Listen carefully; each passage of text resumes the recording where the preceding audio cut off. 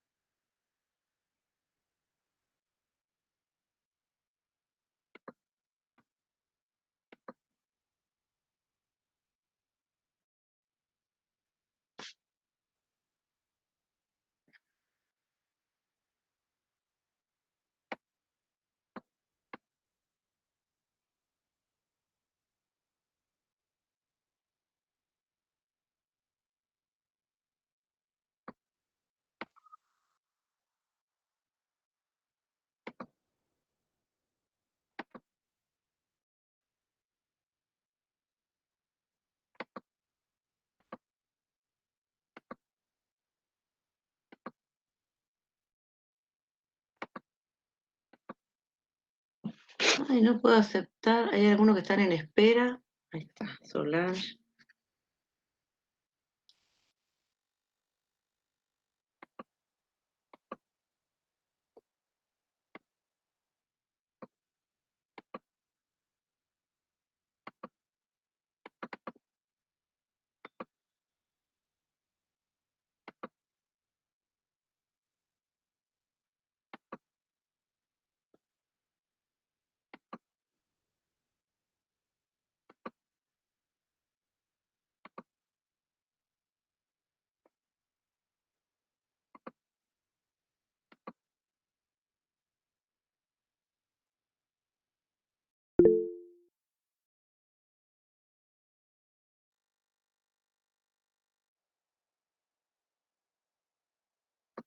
Sí, a Pinela le puse el presente.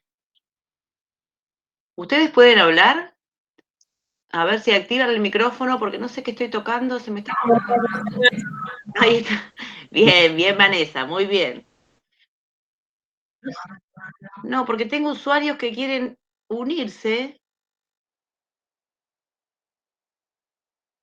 y no puedo hacerlos entrar.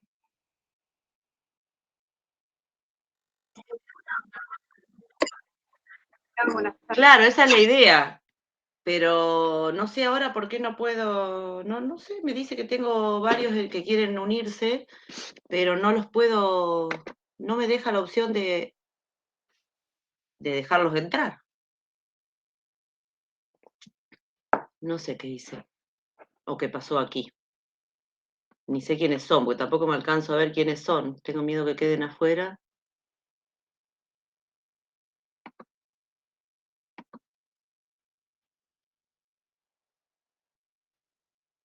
Bueno, si algunos a ustedes le dicen que no pueden entrar, me van avisando. Profe, Bruno dice que no puede entrar. ¿Y Bruno Gisela. no está desde la cuenta de la UNOVA? No, porque nosotras estamos excluidas. Ah, cierto, ustedes están... Ay, ¿cómo hago? Che, salvo que cierre y que los vuelva... y que vuelva a entrar. Que me vaya yo... Porque tengo varios acá, pero no me deja, hago clic y no es como que se me mata de risa la compu. Bueno, esperen. Yo me cierro y vuelvo a entrar. Y seguramente van a tener que entrar ustedes ahí también.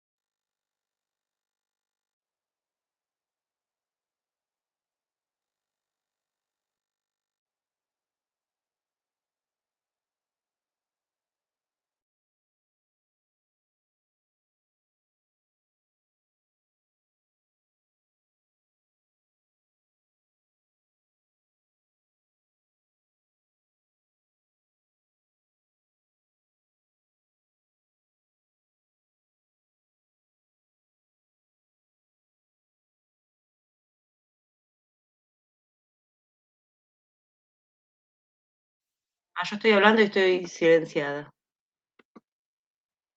Chicas, avísenme, estoy tremenda.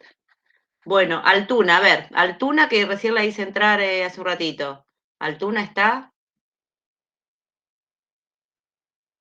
No, se ve que no. Gonzalo, Acá estoy, profe. Profe, bien. sí, estoy acá. El tema es que tengo teléfono nuevo y no sé cómo usarlo. Listo, no, yo porque recién No, sí, estoy acá. me costaba dejarlos entrar y digo, a ver si todavía bien. Otra que hice entrar recién complicada es Parón, Camila Parón y Martí Arena, no sé si están ahí, están acá. Bien, Sí, profe. bueno, genial.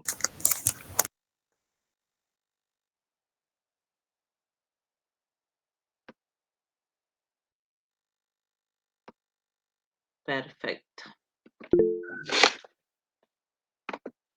Bueno, hoy vamos a hablar un poquitito de que algo de material está subido, falta subir la actividad. Hoy vamos a compartir algo de las cuestiones que tienen que ver con los derechos del paciente. Es un texto que va a estar seguro, que lo van a ver repetido tal vez en las dos plataformas, tanto de ética como de aspectos legales, porque realmente la Ley de Derechos del Paciente y el resumen que hice bibliográfico de un libro muy interesante, que la verdad que explica todo, es un libro que se llama justamente Ley de Derechos del Paciente, pero como no estaba para subir a la plataforma, así que me tomé el trabajo de leerlo y hacer un resumen. Está muy explicitado en cuanto a cuestiones éticas y a su vez a cuestiones legales, ¿no? Por eso está subido a las dos plataformas por si hay algún estudiante que no hace una o la otra. Por eso está repetido. Pero es un libro muy, muy interesante donde está explicado cada punto de la ley, ¿no? Y después ustedes van a tener en esta semana un trabajo que todavía no está subido, una actividad que va a tener que ver con el tema de vacunas. Las vacunas que son obligatorias para el personal de salud. Así que bueno, eso por un lado. Pero todavía no está subida, así que esa no se haga problemas, que en breve, el fin de semana, seguramente la estoy cargando.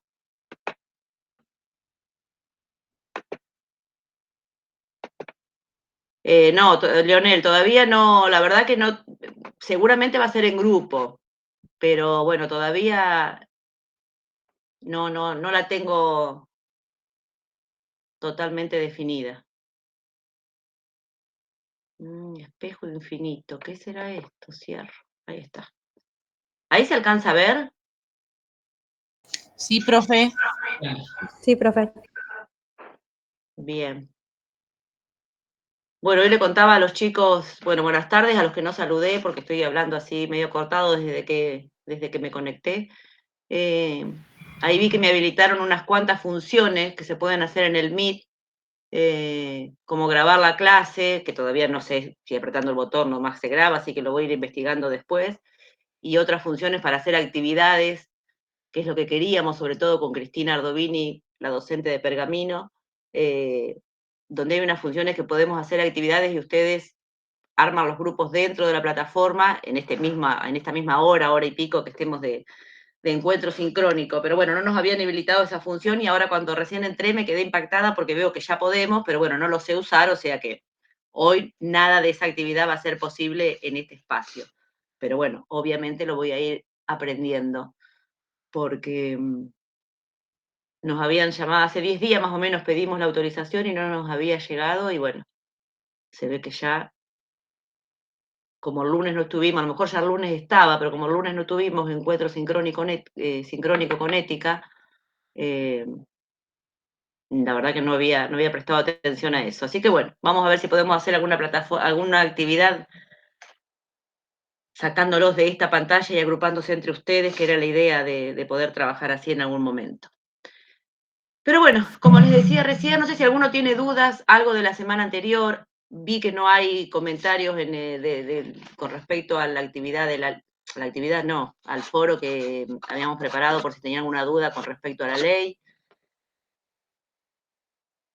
Pero bueno, vuelvo a insistir, cualquier duda, cualquier cuestión que quieran saber de cualquiera de los temas, usen los foros para ir sacándose todas las dudas. Hoy nos toca hablar un poquitito de la Ley de Derechos del Paciente. En nuestro país, a nivel nacional, se reconocen todos los derechos de los pacientes a través de la ley número 26.529, que es una ley que data del año 2009. Y tiene sus modificaciones, ¿no? También está, pensemos que teníamos la ley de muerte digna y también la ley de salud pública. No les voy a decir los números porque la verdad que en este caso es irrelevante, ¿no? Pero esta ley de derechos del paciente también tiene una reglamentación y está reglamentada por el decreto 1289 que data del 2012. Recién, 3 años después, tuvo su reglamentación esta ley. Y los derechos de los pacientes, pensemos que son derechos subjetivos de toda persona humana que están relacionados justamente con el estado, salud o enfermedad. Sí, Micaela. Disculpe, profe, ¿está pasando las filminas? ¿No? Ah, bueno, por las dudas. Como... No. Listo, gracias. Ah, esperen que admito a Augusto. Ahí está, ahí dejamos entrar a Augusto. Toda persona en su condición de paciente, de usuario de atención, necesita que se les sean respetados todos los derechos fundamentales. ¿Se acuerdan que hemos estado hablando en ética de los derechos? ¿Cuáles son esos derechos fundamentales que todos tenemos por el simple hecho de ser personas? Derecho a decidir por sí mismo. Derecho a la libertad, a la vida. A la Derecho salud. a la... Bien, derecho a la vida, derecho a la salud, derecho a la integridad física, derecho a la libertad. Muy bien. Sí, Ingrid. Algunos veo que levantan la No, mano, perdón, ¿no? profe, se me activó sola la mano. Ah, bien. Bien. Ahora sí voy a pasar de Filmina, díganme si... Ah, no. ¿Y ahora? Pero che, me habilitaron algunas cosas y ahora quedé como pagando... Ahí pasé, ¿se ve ahí? ¿Que cambió de Filmina? Sí, Sí, sí. profe, se ve. Ah, qué susto, digo, no podía hacerlo. Bien. Esta ley, 26.529 de derechos del paciente, consta de diferentes capítulos, ¿no? Como toda ley. Entonces, vamos a ver que en la primera parte, en el anexo 1, habla de lo que tiene que ver con la reglamentación de la ley. Después vamos a tener un capítulo que está relacionado directamente con los derechos del paciente en relación con todos los profesionales de la salud. Otro capítulo que habla de la información sanitaria. Otro que habla y que explica y que deja bien claro todo lo que tiene que ver con el consentimiento informado, con la historia clínica y también un capítulo que habla de disposiciones generales. El decreto reglamentario establece que se considera como efector a toda persona que brinda prestaciones relacionadas o vinculadas con la salud, que pueden ser con diferentes fines, y esos fines pueden ser de promoción, de prevención, de atención y recuperación, pero también de rehabilitación. El capítulo justamente 1, en el artículo 2, habla de diferentes derechos, y ahí habla de asistencia, de trato digno y respetuoso, de intimidad. Con respecto a la asistencia, deja bien claro que en ningún caso el profesional de la salud, sea cual fuere, puede negar asistencia. En caso de que se deba recurrir a otro profesional por alguna causa determinada o por diferentes causas, esto siempre debe quedar documentado en la historia clínica. Muchas veces pasa que los mismos médicos piden una interconsulta o hacen, tal vez por su capacitación, por su especialidad o demás, no pueden realizar la atención, pero sí o sí no pueden negar la atención en ese momento, pero sí pueden realizar lo que se llama las derivaciones correspondientes, y todo eso debe quedar siempre asentado en la historia clínica.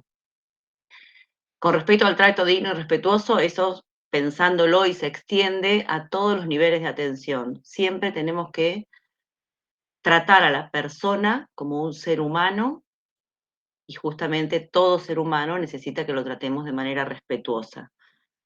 Con respecto a la intimidad estamos pensando, o lo que apunta la ley, es el cuidado de los datos personales, ese cuidado de toda la información referida a los usuarios, ¿no? En su condición de paciente, sujeto de atención, y especialmente o sobre todo con aquellos datos que son sensibles, que tienen que ver muchas veces con las convicciones religiosas, con las opiniones políticas, con el origen étnico también de cada uno de ellos, también con los ideales o con las convicciones filosóficas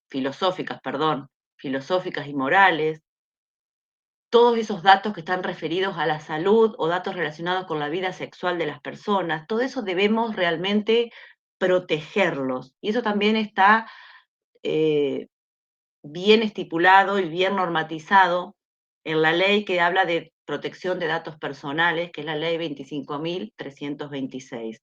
Entonces pensemos que todo lo que nosotros, como profesionales de la salud, hablo de nosotros porque somos todos enfermeros, pero pensemos que esto abarca también a todos los profesionales de la salud. Siempre tenemos que proteger de todos esos datos que nosotros a través de nuestra valoración vamos a recabar de los usuarios de atención. Algo muy importante es la confidencialidad, también siguiendo con esto, ¿no? Toda persona tiene derecho a que no se dé a conocer a ninguna otra persona ninguna información sin la adecuada autorización de ellos. Hay algunos casos que la ley reglamenta, o hay otras leyes también que así lo determinan, o muchas veces existen alguna disposición judicial, sobre todo cuando se trata de algún problema de salud pública, ¿no? Cuando se trata de evitar un mal mayor, ahí recién podemos llegar a tener alguna reglamentación que nos habilite de alguna manera a poder expresar algo que nosotros nos contaron en la intimidad a nosotros, en esa relación que generamos de empatía entre enfermero y usuario, ¿no? Alguna información, algún otro tal vez integrante del equipo de salud.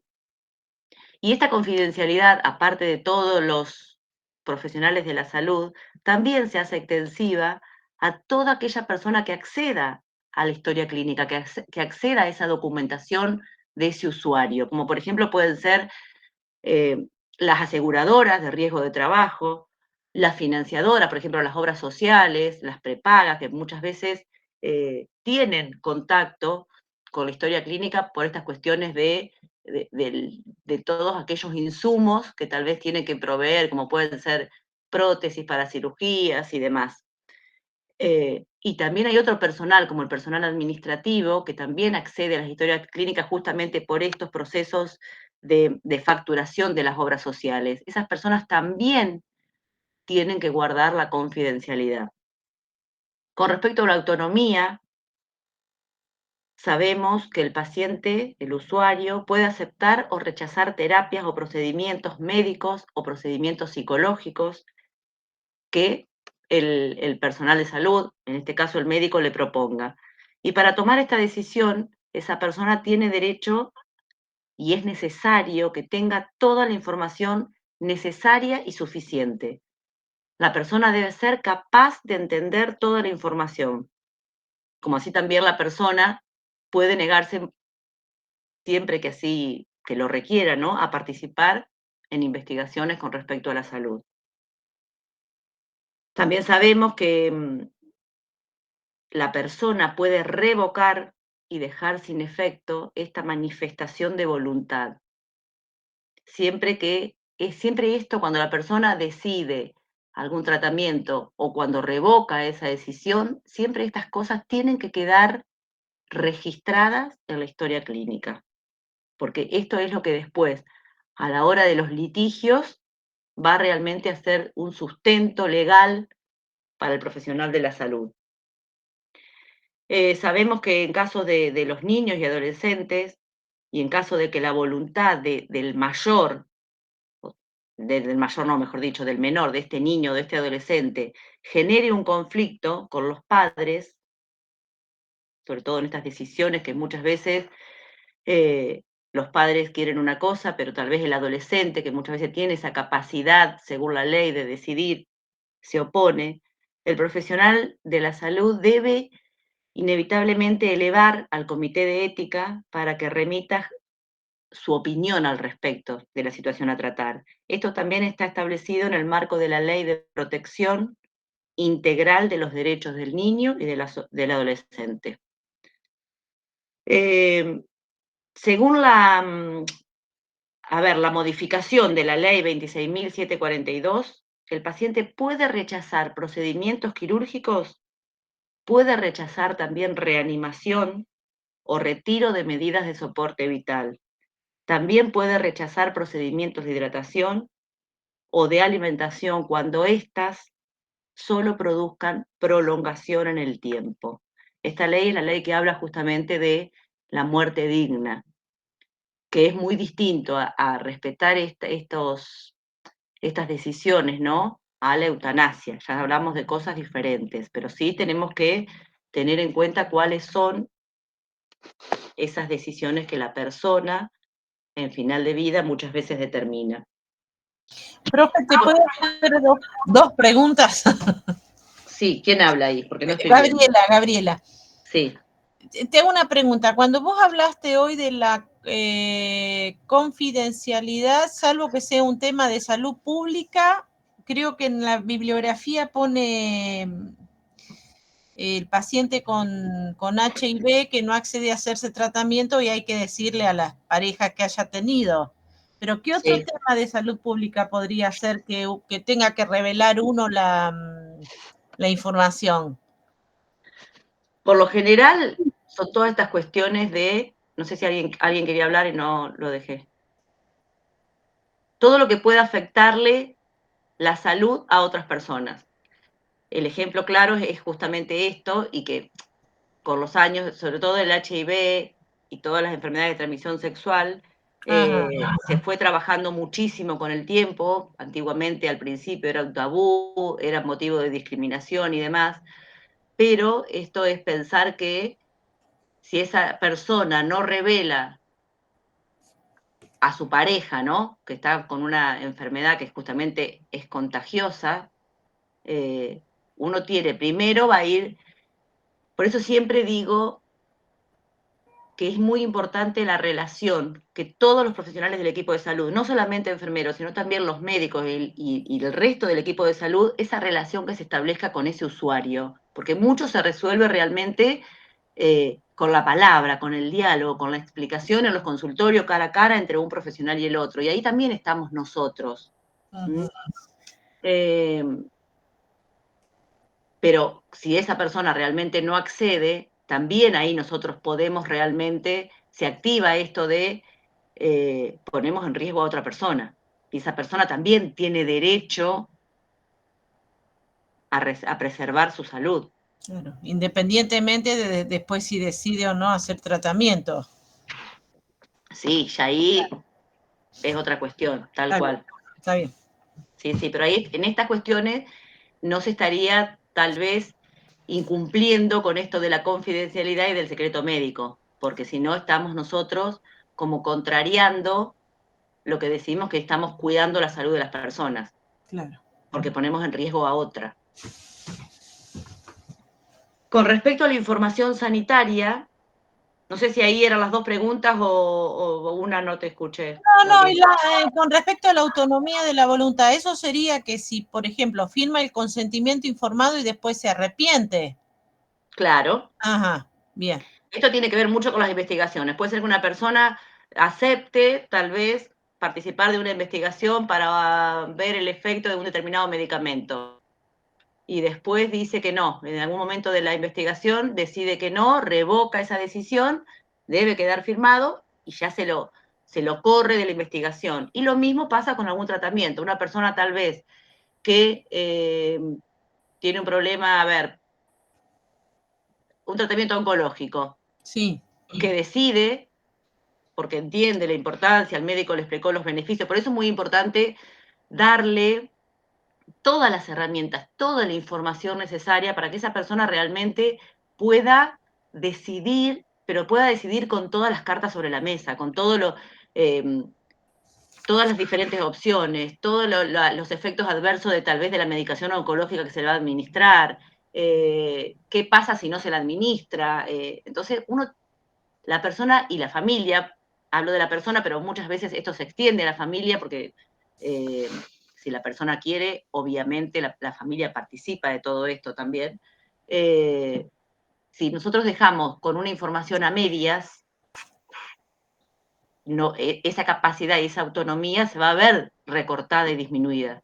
Pero puede ser que, vuelvo al ejemplo, decida hacer el tratamiento oncológico y tal vez con el tiempo no vea mejorías o vea que tal vez se le está cayendo el pelo, que el paciente tiene náuseas todo el tiempo, que no se siente bien, que está desganado, y decide que no quiere continuar más el tratamiento. Entonces vuelve a hablar con el médico y vuelve a afirmar en la historia clínica que rechaza esa sesión de quimioterapia y demás. Y bueno, tal vez ahí el médico dice, bueno, a ver, tenemos la opción de radioterapia, tenemos la opción de otro tipo de, en vez de tal vez medicación oncológica por vía endovenosa, alguna medicación oncológica vía oral. Bueno, se le vuelve a plantear, según el panorama, qué otras opciones posibles de tratamiento hay, o muchas veces la persona decide no llevar a cabo ningún tratamiento, y bueno, ahí tendríamos que pensar tal vez en orientarla para los cuidados paliativos, dependiendo el grado de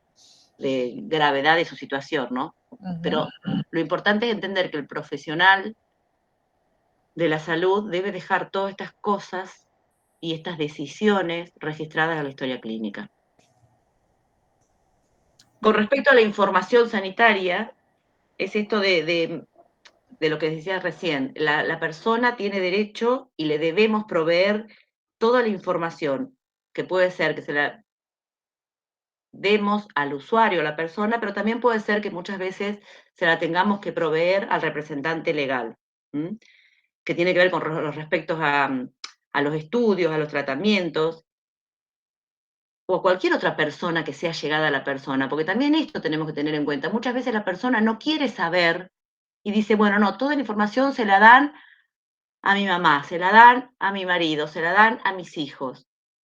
Muchas veces la persona se niega a recibir esa información y cede esa posibilidad a su familiar. Y ahí entonces tenemos que nosotros justamente dar toda esta información sanitaria a esa familia que esta persona, este paciente, determina.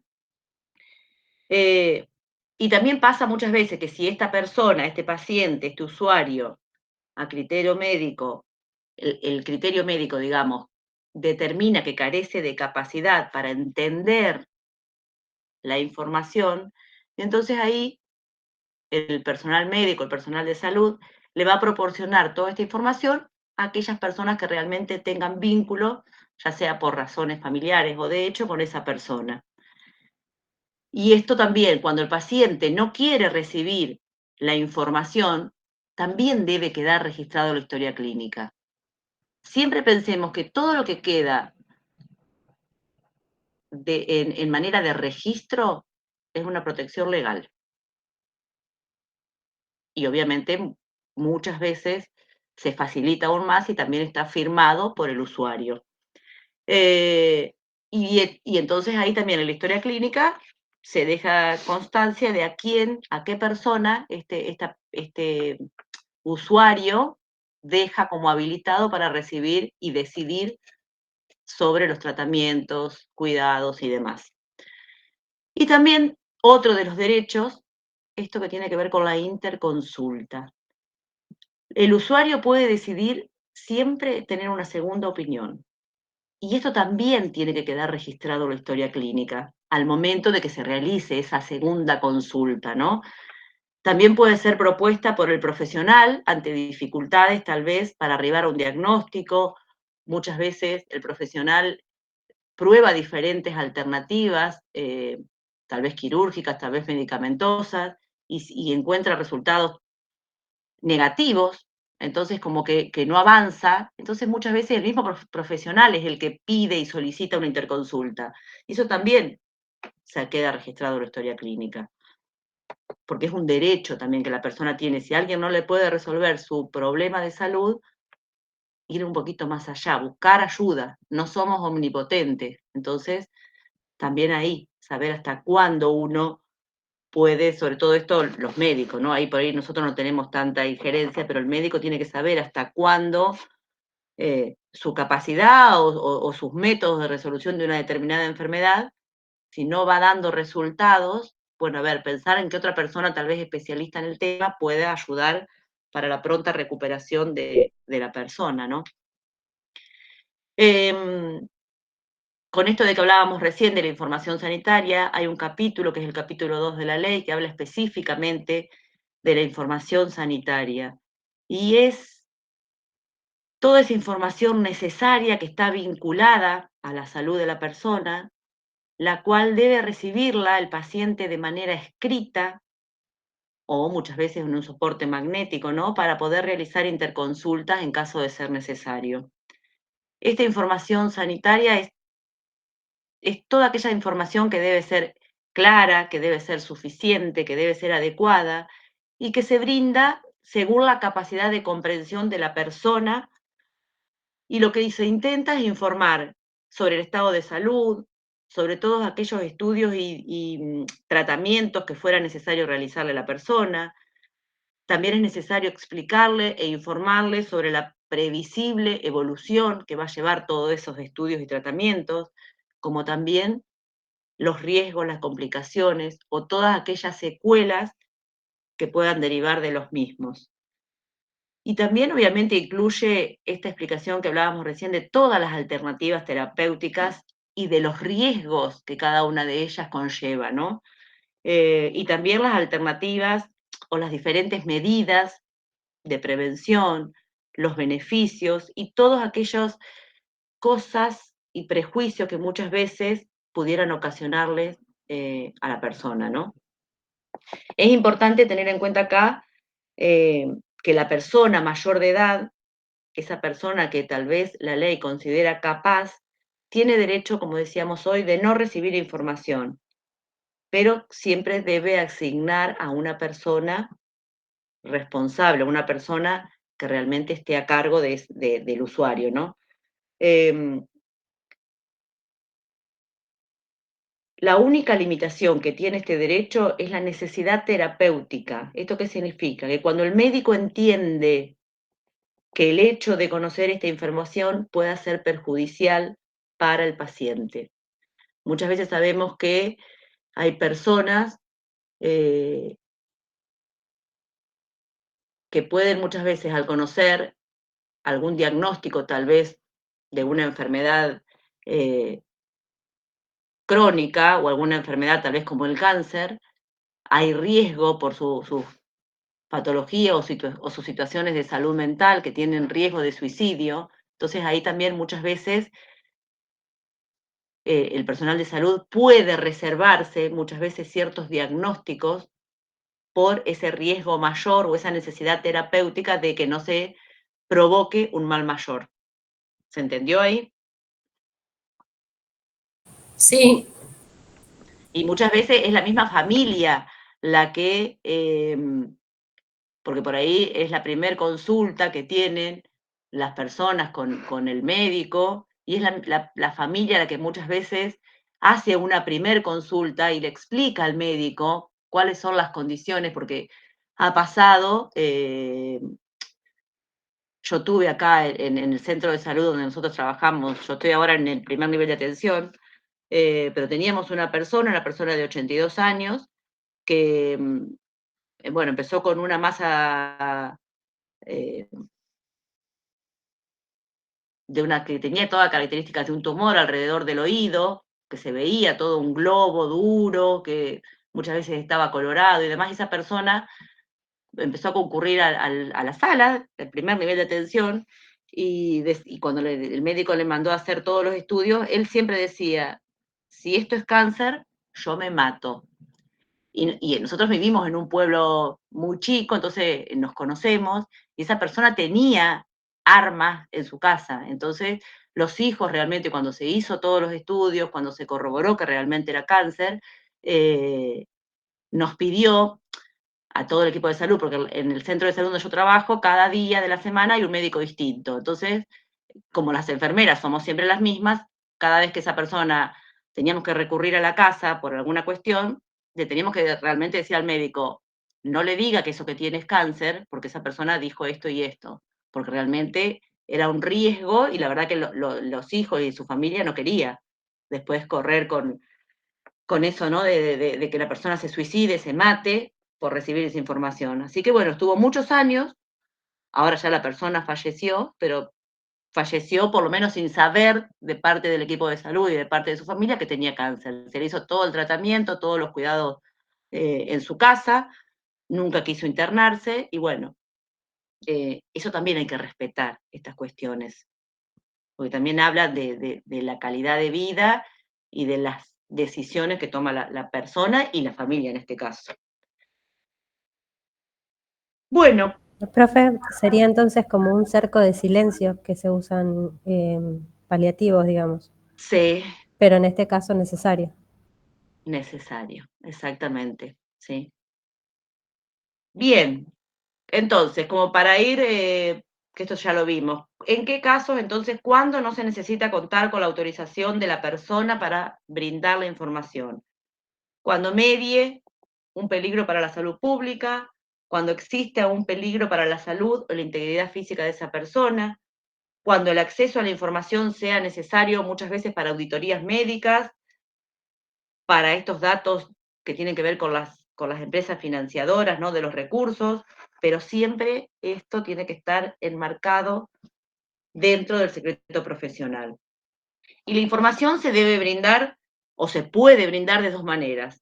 Verbal, que muchas veces esto tiene que ver en el contexto de la consulta del usuario con el personal médico sobre todo, o también, y preferentemente, se debería brindar de manera escrita, y esto debe quedar asentado en la historia clínica.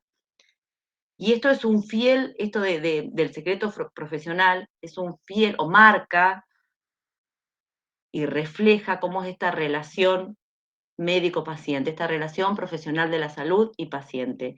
Y de estas relaciones que surgen todos los derechos y los deberes recíprocos entre uno y otro. Y esto de que el secreto profesional se debe brindar de manera escrita y que debe estar registrado en la historia clínica, también está bien estipulado en el capítulo 5 de la ley, en el artículo 12. Bien. Vamos a hablar un poquitito de consentimiento informado. Mientras yo me tomo un poquito de agua, ¿quién sabe, quién puede decirme qué es el consentimiento informado? ¿O qué saben del consentimiento informado? A ver. Es donde dice todos los procedimientos, el informe del paciente, todos los procedimientos que se le van a realizar y quiénes van a participar y lo que le van a realizar. Sí, puede ser. Donde el cual el paciente firma antes de que le realicen la cosa. Bien, ¿quién más? Bueno, hay varias preguntitas que debemos empezar a como a desarrollar con respecto al consentimiento informado, ¿no? Porque muchas veces, nada, nos tenemos que operar, listo, subimos a quirófano y nos hacen firmar y ahí cuando uno lee, la verdad que no entiende nada, lo que tal vez muchos no entienden, a ver, ni qué tipo de cirugía, ni qué me van a hacer, ni por qué es necesario otro. Muchas veces se minimiza esto del consentimiento informado. El consentimiento informado siempre tiene que estar con anticipación y la persona tiene que realmente comprender, leer y entender todo eso que después va a firmar, ¿no? Por eso muchas veces se pasa rápidamente, es como más que nada es un papel tal vez que debemos llenar para cumplir con requerimientos de la historia clínica, pero ciertamente va mucho más allá de eso, ¿no? El consentimiento informado es una declaración de voluntad que es efectuada obviamente por la persona, por el paciente o por su representante legal, por medio del cual, o a través del cual, y teniendo en cuenta toda la información necesaria referida a ese procedimiento, expresa su conformidad, haciendo ahí uso de ese principio de autonomía y del legítimo derecho de un acto jurídico, que es este acto de autonomía de la voluntad, autonomía de decisión. El consentimiento informado es un acto voluntario. Y acá también esto está muy explicado o está determinado en el artículo 260 del Código Civil y Comercial, donde dice que los hechos se juzgan voluntarios si son ejecutados con discernimiento, intención y libertad. Esto de poder discernir es esta capacidad de poder distinguir entre lo verdadero o lo falso, lo justo de lo injusto. Esto de la intención, la intencionalidad, es esa voluntad para realizar cada uno de los actos conscientes. Por eso no se debe engañar ni mentir a la persona. Y la libertad es justamente porque esa persona tiene que decidir, tiene que hacer valer ese principio de autonomía, pero sin que haya ninguna coacción externa. Nadie tiene que estar interviniendo para que esa persona tome tal o cual decisión. Sí debemos proveerle toda la información y dejar que con esa información, una vez procesada o tal vez hablada con la familia, con sus seres queridos, se llegue a esa decisión de tal o cual procedimiento, ¿no? ¿Estamos hasta ahí? Sí. Susana, Sí. igual en el caso, bueno, de lo que vos decías que es del programado, pero en el caso de la urgencia es distinto, porque si la persona no puede firmar, se hace responsable, digamos, alguien de su familia. Sí, en las urgencias, sí, por eso, las urgencias ya, claro, si hay algún familiar, obviamente firma el familiar, y muchas veces pasa que las urgencias de la persona viene sola, Sí. entonces ahí también prima esto del mal mayor, ¿no? ¿Qué pasa si yo espero que llegue el familiar, o en caso de que por ahí la persona no tenga familiares, venga un accidentado tal vez al hospital de Junín o al hospital de Pergamino, y que ese familiar ni sea de Junín, entonces, si esperamos que venga alguien a firmar, Claro. el paciente puede llegar a morirse y es responsabilidad del equipo de salud. Por eso hay cuestiones, esto y como todo el derecho es subjetivo, hay muchas cuestiones que se van resolviendo en el día a día y en el momento a momento, pero lo importante de todo esto es, vuelvo a lo mismo, dejar todo esto que sucede registrado en la historia clínica. Sí, obviamente.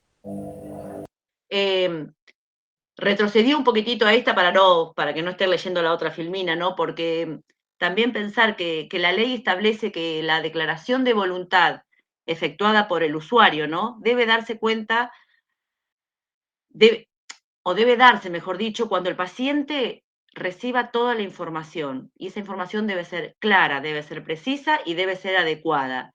Y debe incluir todo aquello que respecta con el estado de salud, con los procedimientos, con los beneficios, con los riesgos, con los efectos adversos y demás. Y acá insisto, porque muchas veces decimos, bueno, no, a ver, tiene que ir a cirugía porque está con un pie diabético que no evoluciona y esto puede llegar a, si sigue a mayores, tal vez la amputación de todo el miembro. Y ahí quedamos y no sabemos si hay otra alternativa, los riesgos que eso va a tener. Entonces, pensar en esto, en toda la información que debemos darle a la persona.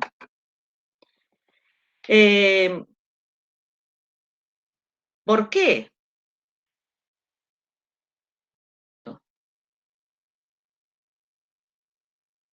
Muchas veces hay razones éticas, ¿no?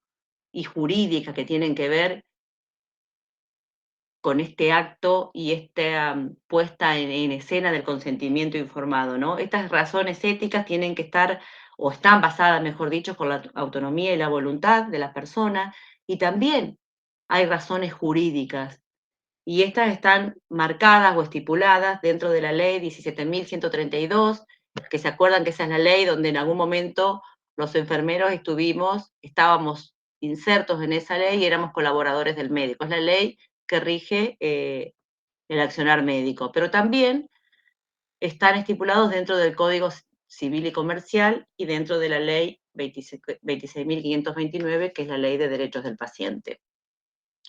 Entonces, bueno, acá un poquitito hablar de qué pasa cuando las personas son menores de edad. Entonces, los menores de 13 años, esto está estipulado en el Código Civil y Comercial, pueden ejercer su derecho a través de los representantes legales. Esa edad entre los 13 y los 16 años va a variar según el tipo de procedimiento que se vaya a realizar, ¿no? Según las características de ese procedimiento. Cuando se trata de aquellos tratamientos no invasivos ni riesgosos, ahí hay que tener en cuenta la presunción de aptitud del menor para decidir, porque justamente son tratamientos no invasivos ni riesgosos para su salud. Ya cuando esos tratamientos pasan a ser riesgosos, se necesita el consentimiento del adolescente, pero con la asistencia de sus progenitores. Y después hay que tener que ver en cuenta también el conflicto de intereses, ¿no? Porque justamente importa mucho más el interés superior del usuario, del paciente, y la opinión médica. Y entre los 16 y los 18 años se considera que la persona ya está apta para tomar decisiones con respecto al cuidado de su propio cuerpo, el cuidado de su propia salud.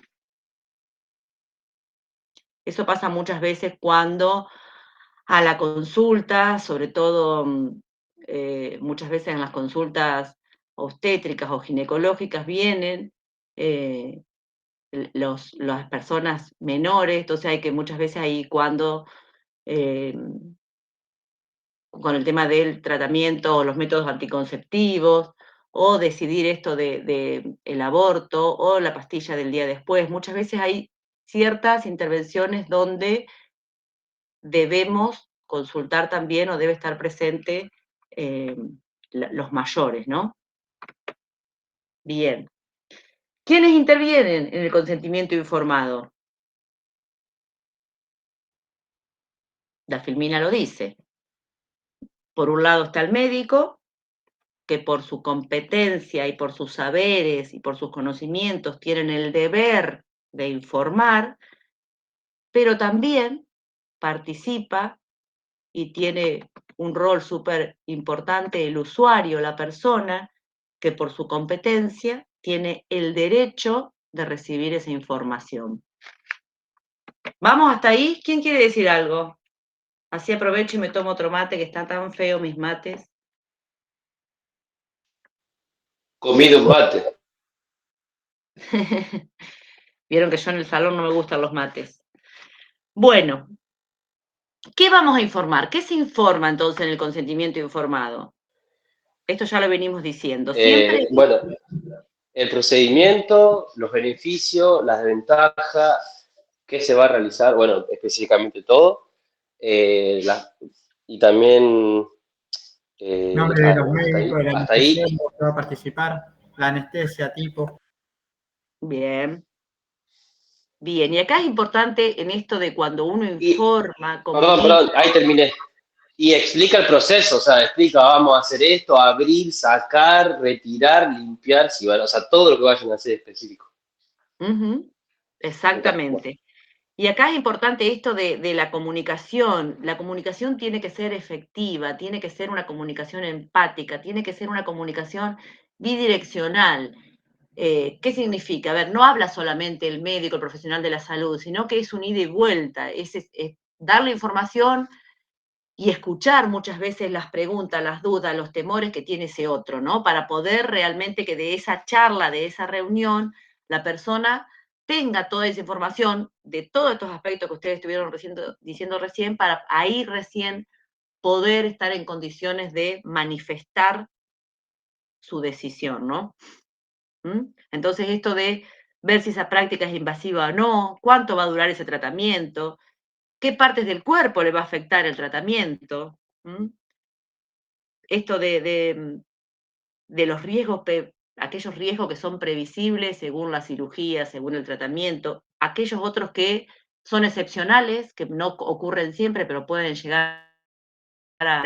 La persona también tiene que saber con qué riesgo se puede encontrar, ¿no? Así que bueno, y con todas las alternativas terapéuticas posibles, que deben ser razonables, que deben ser seguras, y también esto de dar la posibilidad y la alternativa de no hacer nada, y los riesgos y la previsibilidad de qué va a pasar si decidimos y si la persona decide no hacer nada. Eso también tiene que quedar explicitado en ese espacio de información brindada, ¿no?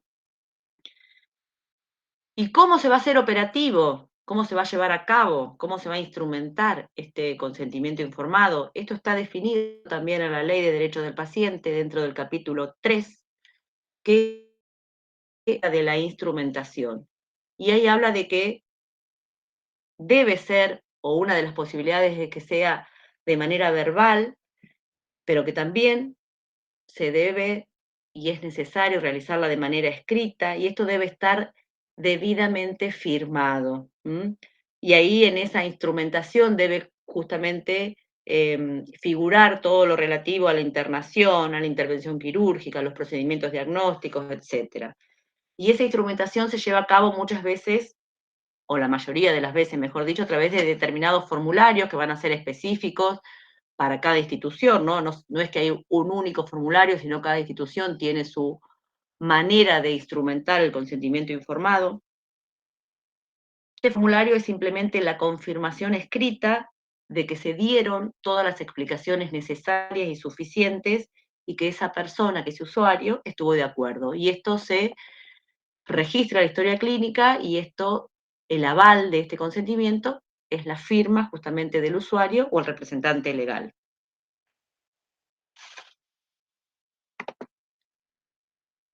¿Cuándo se debe firmar ese consentimiento informado? Siempre.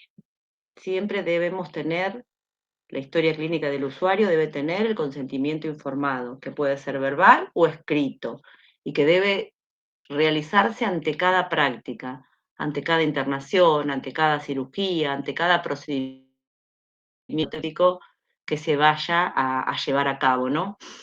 La ley en ese artículo 7 hace referencia a la revocabilidad, que es esa decisión de consentir o rechazar procedimientos. Y puede ser revocado en cualquier momento. Y esto debe quedar, insisto, registrado en la historia clínica. Y el profesional de salud debe acatar la decisión y dejar constancia de esta revocación, y el paciente ahí también vuelve a firmar. Perdón, Susana, sí, a veces pasa que hay gente que no sabe firmar o no sabe escribir. Hay algunos casos. En ese caso deja la huella. Ese caso queda la huella. Sí, todavía hay mucha gente que no firma, no sabe leer, no sabe escribir y deja la huella, sí. Y en caso de que hubiera algún familiar, obviamente puede firmar también el familiar, pero si no, la huella del usuario, sí, ciertamente. Bueno, ¿dónde se lleva a cabo o dónde se realiza este consentimiento informado? Justamente en toda actuación profesional que se puede dar dentro del ámbito público o privado. Y puede también muchas veces llevarse a cabo los consultorios del médico o las diferentes instituciones.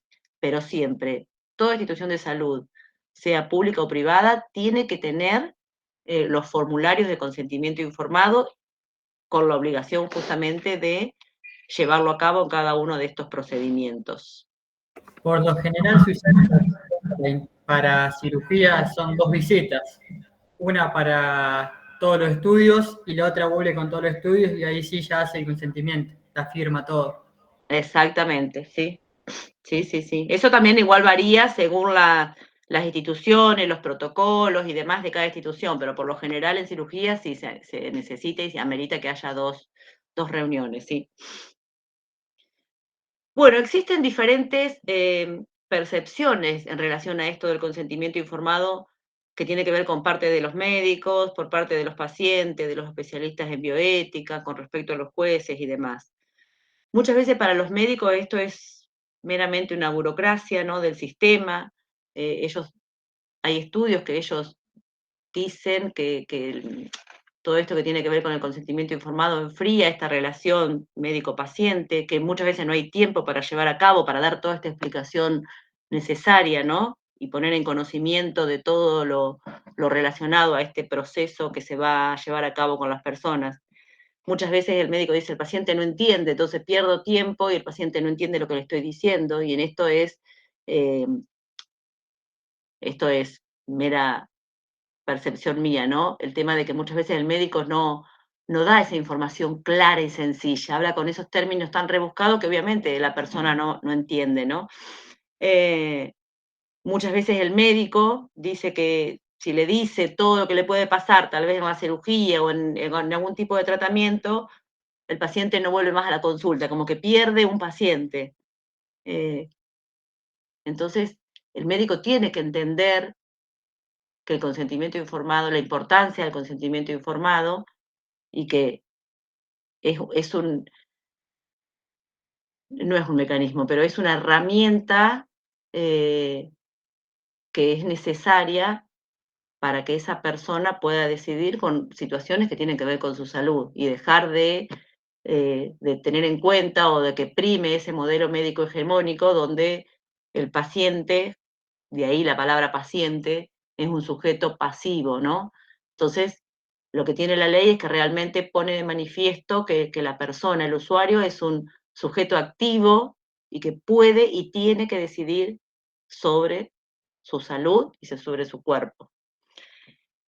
Y también esto de que como se hace muchas veces rápidamente el consentimiento informado, para el paciente muchas veces es un formulario más que hay que llenar, así como se firma la autorización, como ahí se firma el ingreso para una internación, esto del consentimiento informado lo toman como, bueno, listo, es algo más que tengo que firmar, y muchas veces ni lo leen. Por eso si el médico o el equipo de salud no les explican, el paciente muchas veces cuando está escrito solamente,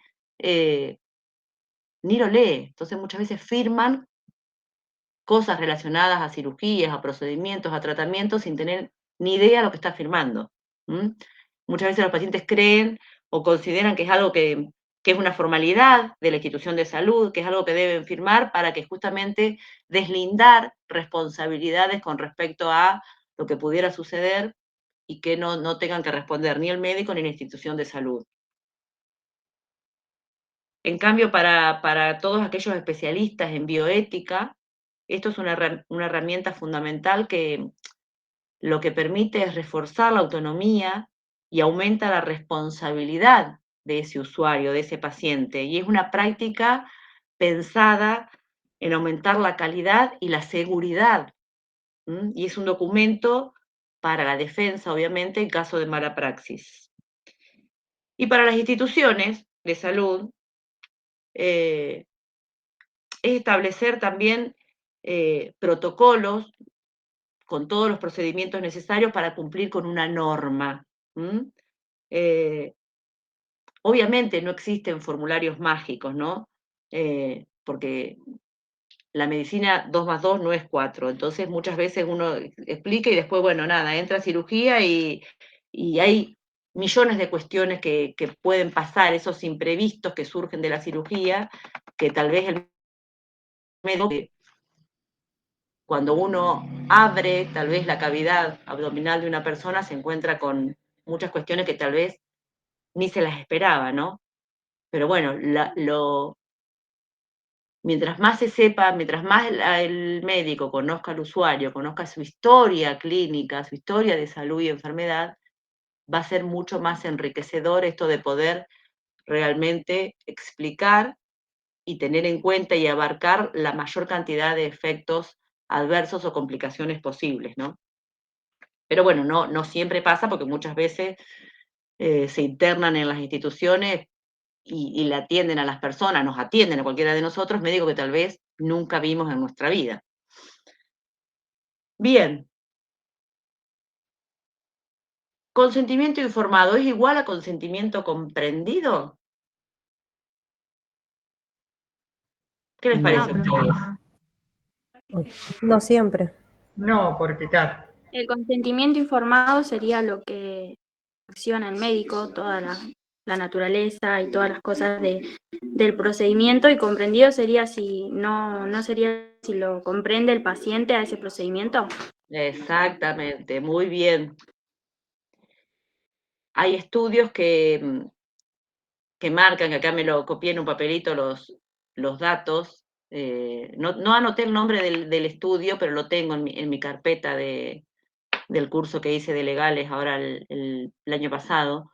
Pero había un estudio donde se hablaba justamente, se hizo una encuesta y un estudio de investigación con pacientes con respecto al consentimiento informado, y las conclusiones a las que se llegó es que entre el 18, esperen que se los leo, entre el 18 y el 45% de los pacientes no pueden repetir los principales riesgos de la cirugía. El 44% no conoce la naturaleza del procedimiento a realizar. Entre el 60 y el 70% no leen la información contenida en los formularios, pero lo firma. Y el 60% no comprende la información que se les dio. Entonces, sí, tal vez tuvieron un consentimiento informado y firmaron un protocolo, un formulario, pero de comprender, de entender, poco. Entonces ahí es esto, ¿cuánto tiempo le dedica el médico y el equipo de salud para que la persona realmente comprenda, ¿no? A ver, ¿el consentimiento informado es un proceso de información o es solo un formulario? ¿Qué dicen ustedes? Un proceso de información. Proceso de información. Bien. ¿Es una actividad médica o es un acto administrativo? Una actividad médica. Bien. ¿Es una actividad delegable o indelegable? Indelegable, Indelegable. ¿no? Indelegable, bien. ¿Es una actividad de consultorio o no lo es? Sí. Es una actividad de consultorio, bien. ¿Es un proceso dinámico o es estático? Es dinámico porque No, es lo pueden dinámico. provocar. Claro. Bien, muy bien. ¿Debe reflejar todo el proceso de información? Sí. Bien. pero ¿Debe respetar la autonomía del usuario? Sí. Bien. ¿Favorece o entorpece la relación médico-paciente? Favorece. favorece. Bien. ¿Protege al profesional? Sí. Sí. Muy bien. Sí. Bueno, como para cerrar, ¿no? Importante no olvidarnos que toda la información debe estar escrita y debe ser transmitida en un lenguaje simple, claro, comprensivo. Que toda la información se debe brindar con tiempo antes del procedimiento para que esa persona pueda pensar antes de decidir. Dejar sintetizado toda esa información en los registros de la historia clínica. Realizar todo tipo de aclaraciones que la persona solicite, porque muchas veces preguntan, repreguntan, y por ahí vuelven a preguntar lo mismo para ver si la explicación es otra o por ahí no entiende. Entonces tenemos que buscarle la vuelta para poder aclarar hasta el mínimo detalle o hasta la mínima duda que esa persona necesita. Informar de ser posible también a la familia. Siempre debemos hacer firmar por el paciente este consentimiento informado y dar siempre toda la información lo más completa posible sobre los riesgos, sobre los beneficios que también tiene, sobre la duración del procedimiento. Bien, ¿dudas? Miren que quiero salir de acá y ahora no sé cómo salgo.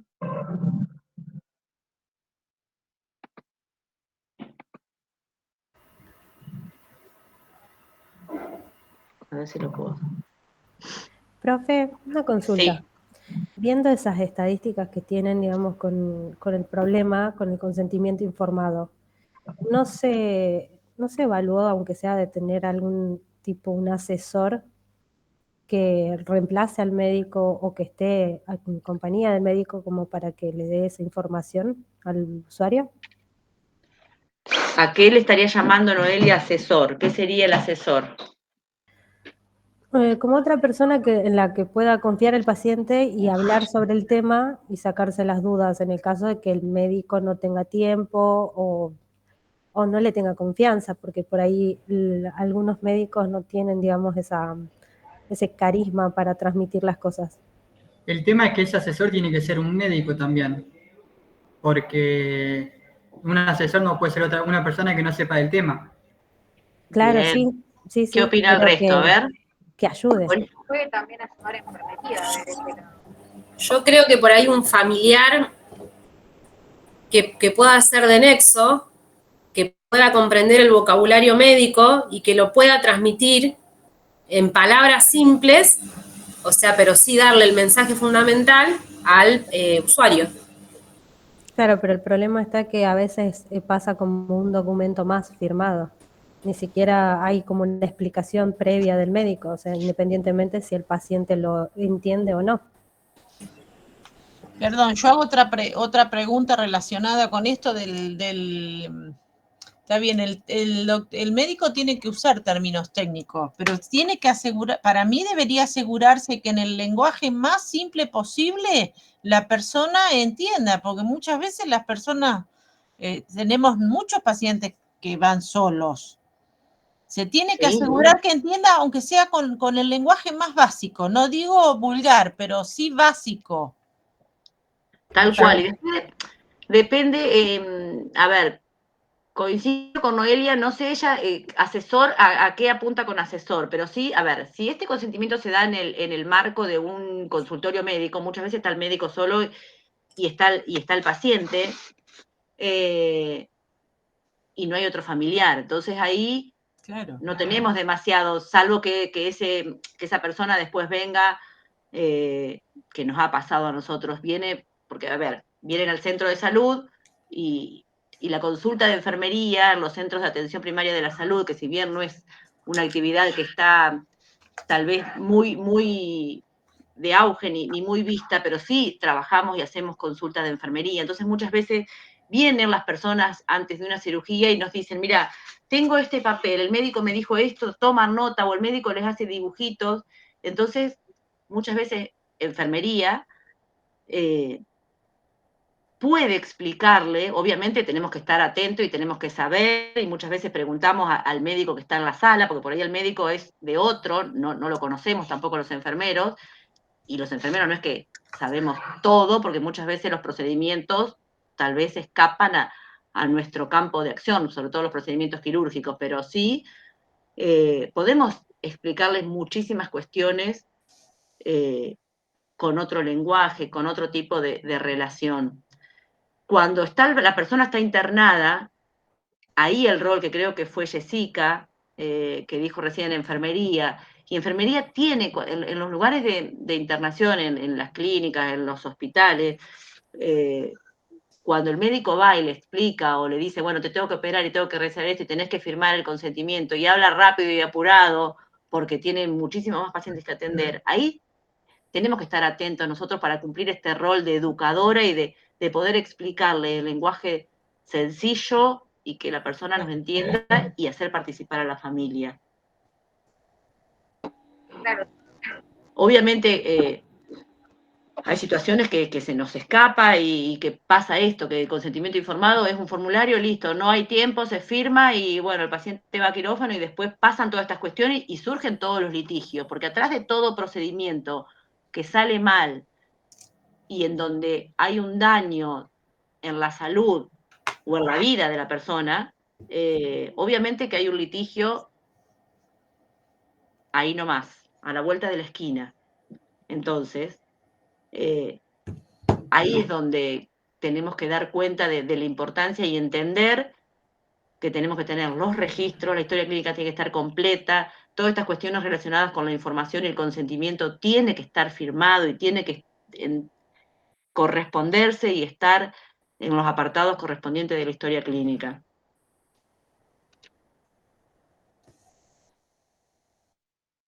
Yo cuento, No. Susana, la experiencia que tuve yo. El médico bajó todo el vocabulario, no usó nada técnico cuando me fue a explicar todo lo de la cirugía. Y yo creo que la mayoría del lenguaje técnico no usan, porque si no nadie entendería nada. Bien. Algunos no usan, pero yo te puedo asegurar que hay un montón que lo siguen usando, ¿eh? Hay mucha gente que todavía, muchos médicos, pero bueno, ahí vuelvo a lo mismo, es cuál es esa relación y es poder realizar la comunicación y la relación que se genera entre el usuario y el médico, o el usuario y el equipo de salud, ¿no? No solamente hablar del médico. Claro, yo igualmente me refería también porque por lo general cuando uno entra a una cirugía, a veces una segunda consulta no es suficiente, porque está abrumado con papeles, con el proceso que tiene que hacer de procesar justamente que va a pasar una cirugía. Estaría bueno que haya una instancia más que le dé tiempo al paciente para entender qué es lo que va a suceder. Eso muchas la veces tiene mayoría- que ver con la gravedad y la urgencia de la cirugía. Muchas veces hay tiempo y uno puede, y hablamos de cirugía, como hablamos también de tratamientos, también tratamientos oncológicos, o algún tratamiento de otras cuestiones, ¿no? De trasplante, de órganos y demás. Pero todo tiene que ver en cuanto al tiempo. El tiempo tiene que estar, pero muchas veces no podés hacer y pensar, bueno, no, a ver, realizo 5 consultas para hablar de todo esto, porque muchas veces el tiempo te corre atrás. Por eso todo se debe brindar siempre y debemos ser siempre claros, concisos y toda la información, sí, pero muchas veces no podemos realizar varias sesiones para que la persona comprenda. No sé si soy clara, ¿no? Porque muchas veces amerita la Sí, sí. urgencia, ¿no? Es como hablamos hace un rato, si es una urgencia y no está familiar, no hay nadie para que firme, no podemos ir a otra estancia a explicar el tema todo y la persona está ahí, no sé si me expliqué bien. Tiene que pasar derecho a la cirugía. Sí, yo más que nada hacía hincapié en aquellas, por ahí, cirugías que son programadas, porque yo tuve experiencia personal, digamos, me pasó eso, que me faltó a lo mejor un poco más de información o más tiempo para procesar lo que me iba a suceder. Claro, por eso, la cirugía programada, ahí estamos hablando de otra cuestión. Ahí sí debería haber, obviamente, porque hay tiempo, porque justamente se programa, pero bueno, por eso hay diferencia entre lo programado y lo urgente, ¿no? Mientras van charlando, yo voy mirando acá quiénes están conectados, así no perdemos tiempo después con Melina Ruiz, que no la había visto, Augusto, que lo vi.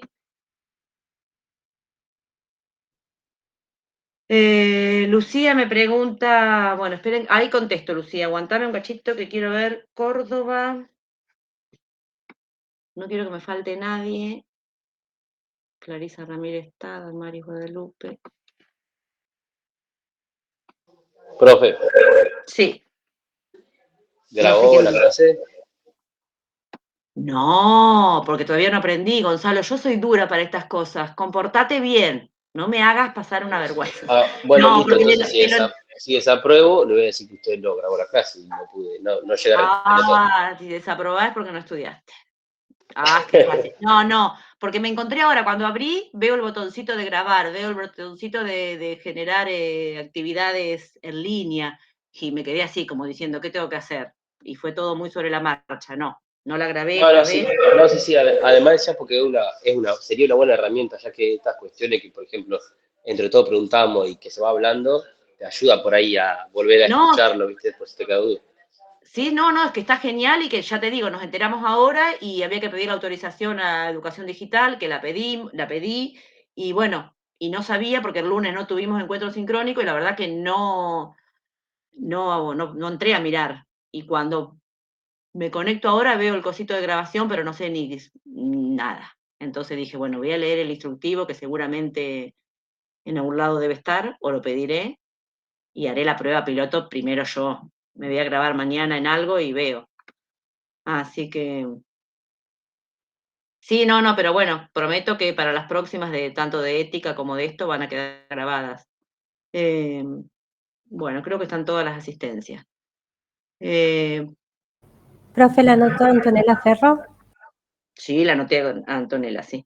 Bueno, alguien preguntó, sí, Sara también, alguien preguntó del examen. Pergamino va a tener el examen totalmente virtual. Junín vamos a tener el examen presencial, pero va a ser por plataforma. No me pregunten estas cuestiones de por qué, pero la cuestión que desde el Departamento de Humanidades nos piden que los exámenes sean presenciales. No entiendo la lógica y no tengo por qué cuestionar la lógica del Departamento de Humanidades y del IADH, pero bueno, cuando sea el examen, el día del examen, que no recuerdo ahora qué día es, vamos a ir al aula que nos asignen en Junín y va a estar el examen en la plataforma y ahí lo van a rendir. Obviamente, Solange, el grupo de Solange, Gabriela, que son, creo que se conectaron, nada, buenísimo que participen en estas clases, pero ustedes no van a rendir el examen, van a tener esos 2 trabajos que los únicos que tienen subidos son los de ética, me falta subirles los de legales, pero ustedes con esos ya estarían, con eso está. Ustedes no van a rendir el parcial como los chicos, quiero decir. Bueno, Susana. ¿Ah? Gracias. Bien, ¿preguntas? Alguien dijo algo y yo interrumpí, perdón. Yo, profe, Vanessa. Escuche, yo por cronograma creo que dice el 8 de mayo que tenemos el parcial. Puede ser, no me acuerdo, la verdad que no me acuerdo. Miércoles.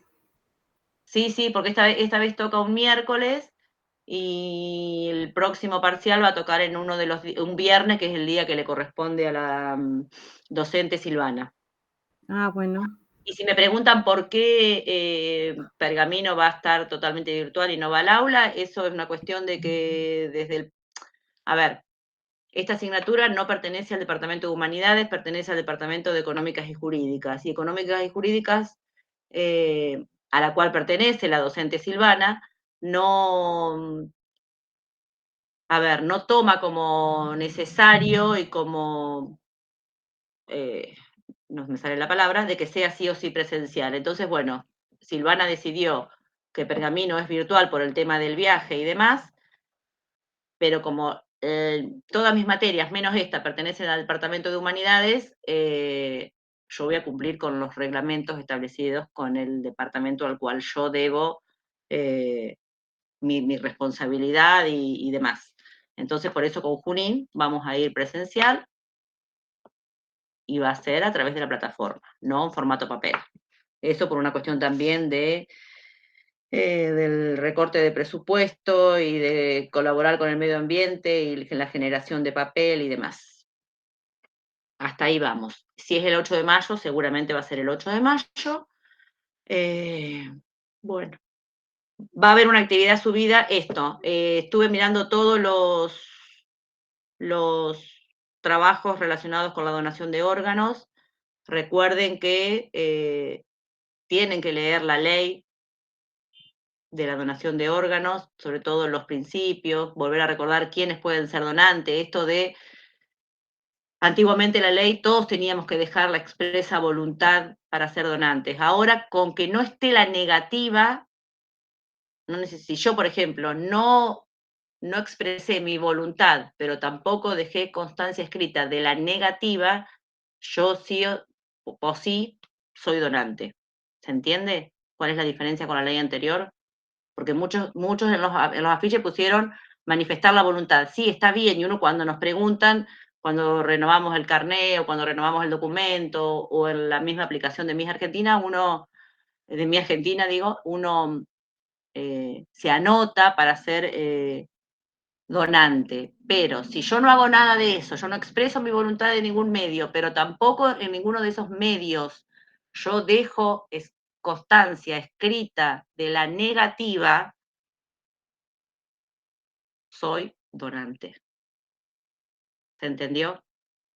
Pero bueno, realmente han hecho un trabajo muy interesante en cuanto a los folletos. A algunos les puse algunas pequeñas cuestiones que tienen que ver con alguna palabra, algunas mayúsculas, a algunos les faltaban, algunos por ahí eran excesiva la cantidad de información, entonces los folletos pensar que la persona a la cual va dirigida, cuando está muy cargado un folleto, tal vez la gente ni lo lee, lo pasa por arriba, entonces por ahí tener imágenes y tener información clave y concisa con respecto al tema de lo cual uno quiere informar, ¿no? Y sobre todo esto pensando en que la ley del ejercicio profesional de nuestra provincia de Buenos Aires nos pone como una obligación esto de promover la donación de órganos, y para promover la donación de órganos, obviamente el enfermero tiene que estar empapado en el tema y capacitado, ¿no? Bueno, va a haber una actividad subida entonces con respecto a vacunas del personal de salud, que lo van a trabajar ustedes también en grupos.